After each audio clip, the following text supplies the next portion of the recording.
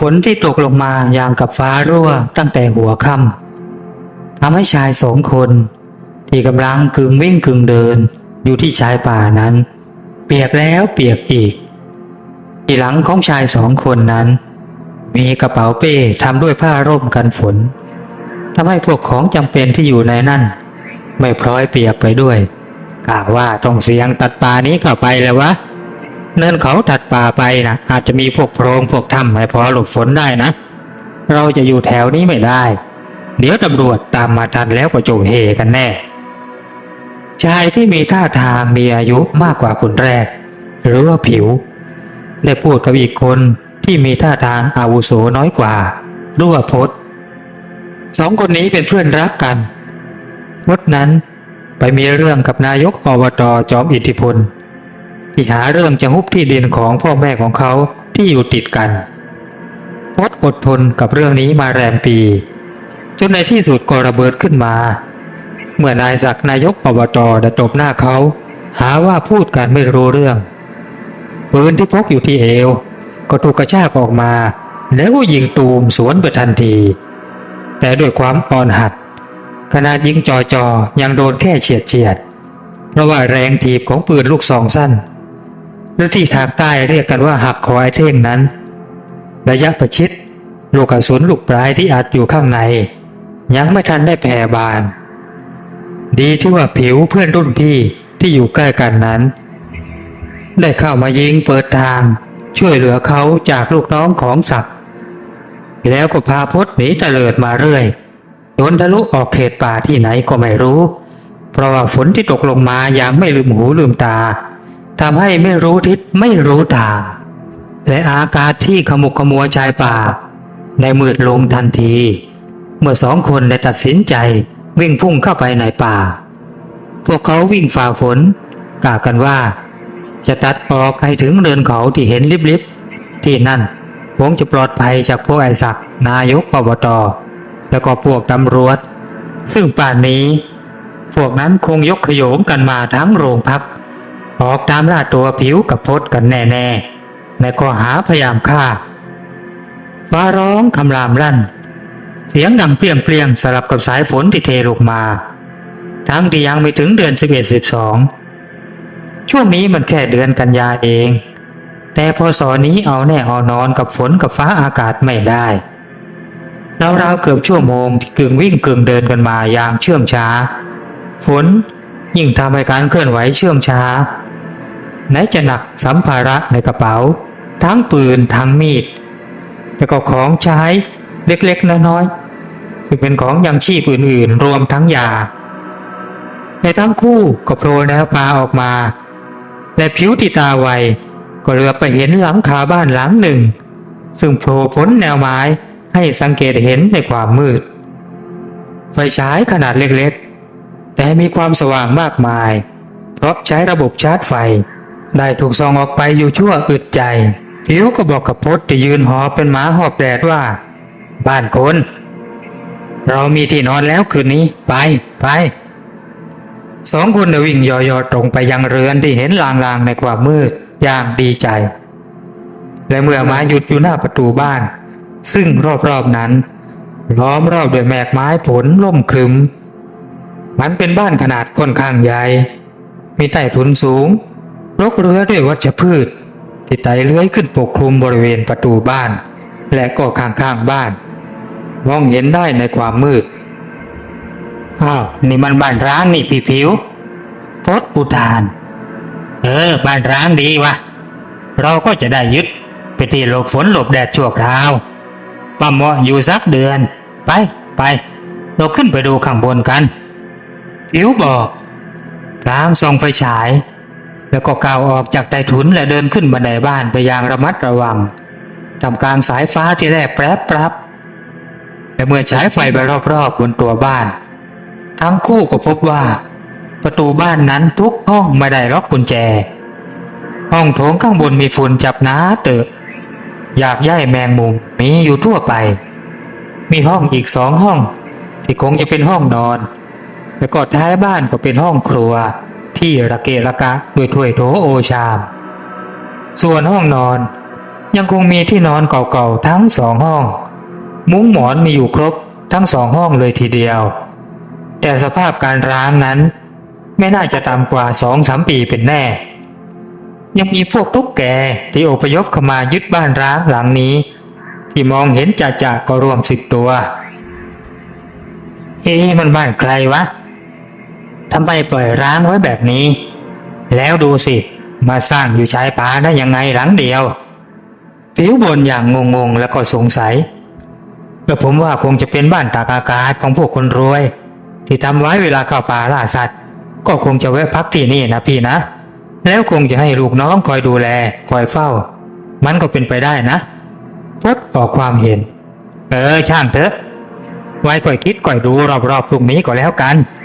ตอนนี้เราเปลี่ยนเสื้อผ้าแล้วก็นอนกันดีกว่าว่าพดหนาวจะแย่อยู่แล้วผิวพูดพลางถอดกางเกงและเสื้อที่เปียกโชกออกบิดน้ำฝนที่เปียกแล้วก็วางพาดตรงขอบระเบียงบ้านในขณะที่ฝนก็ยังคงตกอยู่เรื่อยๆแต่คงจะตกทั้งคืนแน่ๆมดเองก็กำลังจะถอดเสื้อผ้าแต่ยังถอดไม่เสร็จเสียงดังปังใหญ่ก็ดังจากประตูห้องนอนตรงข้ามห้องโถง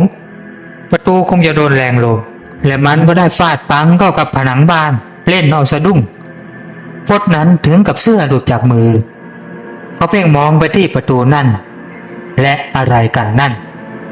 เขาได้เห็นเงาตะคุ่มของใครคนหนึ่งที่กำลังยืนจ้องมองเขาทั้งสองอยู่พดเอื้อมมือไปสะกิดพี่ผิวมีคนอยู่ในห้องนะผิวเหลียวกลับไปมองเห็นเป็นชายแก่หัวล้านท่าทางไม่ค่อยเป็นมิตรยืนเกาะประตูอยู่ลุงเป็นใครนะพดตะโกนถามแข่งกับเสียงฝนชายชราหัวเราะเสียงเย็นเยือกก่อนจะตอบออกมาควรจะถามแกมากกว่าว่าแกเป็นใครที่มาบุกรุกบ้านข้านะไอ้พวกเด็กเลวชายผู้นั้นพูดออกมาอย่างเปรี้ยวกราดและพูดไปพูดเปล่าจู่ๆชายชราก็ดึงเอาหัวของตัวเองออกมาถือแล้วก็คว้างใส่คนทั้งสองทันทีเสียงดังตุบสองคนตะโกนอย่างสุดเสียงแทบจะช็อกพดทำท่าจะเพ่นทั้งที่ยังแก้ผ้าอยู่เพราะกำลังถอดชุดเปียกออกพอดีอย่าวิ่งผิวตะโกนกรอบหูเรียกสติแต่เราวิ่งคืนนี้เราตายแน่ไม่ตายก็ต้องเป็นบ้าเอาวะลองสู้กับผีดูสักตั้งเสียงหัวผีนั่นระเบิดเสียงหัวเราะหลอกหลอนแต่ตอนนี้พดก็กลัวจะเป็นกล้าก็เตะผางสุดแรงก็ที่หัวของผีตาแก่เจ้าของบ้านเสียงผีตาแก่ร้องหัวที่โดนเตะกระเด็นลอยคว้างไปชนฝาบ้านแต่มันรีบหมุนติ้วไปหามือของเจ้าของอย่างรวดเร็วแกเตะข้าผีตาแก่ร้องอย่างเดือดดาลและพลันก็มีเสียงผู้หญิงพูดออกมาจากในห้องนอนดังๆใครเตะขาแกแล้วเจ้าของเสียงนั่นก็โผล่ออกมากลับเป็นร่างของผู้หญิงอายุในวัย40ต้นเห็นจะได้ผิวขาวซีดเผือดแต่เดินถือหัวออกมาคล้ายๆกับหัวนั่นเป็นตะเกียงส่องนำทางให้กับนางผีใครทำแกบอกข้ามาพวกแกหรือพวกแกเป็นใครถึงบุกรุกบ้านของเราแล้วก็ยังเตะผัวข้าอย่างนี้อย่าอยู่เลยผีนางผู้หญิงพูดออกมาจากหัวที่หิ้วอยู่แล้วจู่ๆร่างนั้นก็หายแวบไปอากาศทวีความหนาวเย็นมืดก็มืดสองคนถอยกรูดโยนชิดข้างฝาห้องโถงเท้าของผิวเด็ดเตะเข้ากับอะไรสักอย่างที่ตั้งอยู่ติดฝาและเมื่อเอาไฟฉายส่องดูก็รู้ว่าเป็นตะเกียงน้ำมันก๊าซที่มีน้ำมันเหลืออยู่บ้างจุดเลยพี่พดโดนลานพูดพลางล้วงหาไม้ขีดไฟในกระเป๋าแล้วก็ส่งให้เมื่อตะเกียงถูกจุดความสว่างก็เริ่มขับไล่ความมืดออกไปได้บ้างค่อยทำให้สองคนใจชื้นขึ้นมาแล้วจู่ๆผีผู้หญิง ก็โผล่พรวดขึ้นมาตรงหน้าของทั้งสอง เสียงหัวเราะอย่าเยือกทั้งสองหายหลังพึ่งลงทันทีพร้อมกับที่มือของนางผีก็ได้เอื้อมมาบีบที่คอของทั้งสอง เสียงร้องอย่างเจ็บปวดของผีผู้หญิงดังขึ้นพร้อมทั้งปล่อยมือที่บีบคอที่แท้สองคนนั่นมีพระห้อยคอนั่นเองผิวแต่เห็นเช่นนั้นก็รีบถอดพระที่ห้อยออกมากวัดแกว่งขู่ผีทั้งสองตนพวกเจ้าผีสองตนจงฟังข้าต่อไปอย่าเที่ยวหลอกหลอนใครอีกจงสาบานต่อหน้าพระศักดิ์สิทธิ์ที่ได้อยู่ตรงหน้าเจ้าเดี๋ยวนี้พวกเรากลัวแล้วเราจะไม่หลอกใครอีกและอีกอย่างนะจงสาบานต่อหน้าพระว่าพวกแกสองตนจะรับใช้พวกข้าตลอดไปผีสองตัวเงียบได้ทำท่าลังเลผิวตรงไปทำท่าจะเอาพระคล้องคออย่าพวกข้าสาบานจะเป็นทาสของไอ้สองคนนี้ดีแล้วผิวพูดแกผีสองผัวเมียเป็นอะไรตายจงเล่าให้ข้าฟังได้ไหมพวกเราถูกฟ้าผ่าตายในสวนที่ท้ายครัวก็เลยเป็นผีเฝ้าบ้านเฝ้าสวนอยู่ตรงนี้บ้านหลังนี้เป็นของเจ้านายของเราและเขาก็ตายแล้วเหมือนกันเมื่อ2 ปีก่อน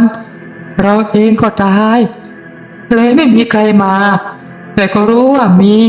มีบ้านอยู่ที่นี่ถ้าอย่างนั้นข้ากับพจน์จะอยู่ที่นี่สักพักเจ้าจะว่าอย่างไรได้ตามสบายผีตาแก่พูดอย่างหวาดกลัวในอานุภาพพระศักดิ์สิทธิ์ที่ผิวได้ถืออยู่แต่คนทั้งสองก็อาศัยอยู่ที่บ้านร้างร่วมเดือนและก็ออกไปสืบข่าวก็ทราบว่านายกศักดิ์นายกอบต.ได้ตายลงแล้วเพราะแผลติดเชื้อและลูกเมียของเขาก็ได้ขายที่ขายทางอพยพไปอยู่ที่บ้านเกิดที่ปัตตานีดังนั้นทั้งคู่จึงได้ออกมาอยู่ที่บ้านและก็ได้ตัดสินใจบวชให้ผีสองตนนั่นเป็นเวลา7 วันเป็นการปลดปล่อยวิญญาณของพวกเขาให้ไปผุดไปเกิดในวันที่7พระผิวกับพระพจน์ก็ได้ฝันเห็นผีสองตนมาหาพร้อมกับบอกลาไปเกิดใหม่และก็ฝากให้ทั้งคู่นั้นดูแลบ้านหลังนั่นด้วยแต่ว่ามาคราวนี้ผีสองตนนั้นได้มีผีสาวมาด้วย1 ตนผีสองผัวเมียบอกว่าเป็นผีนางตานีที่อยู่ใต้สวนชายป่าแต่เมื่อทั้งคู่จะสึกออกไปนั้น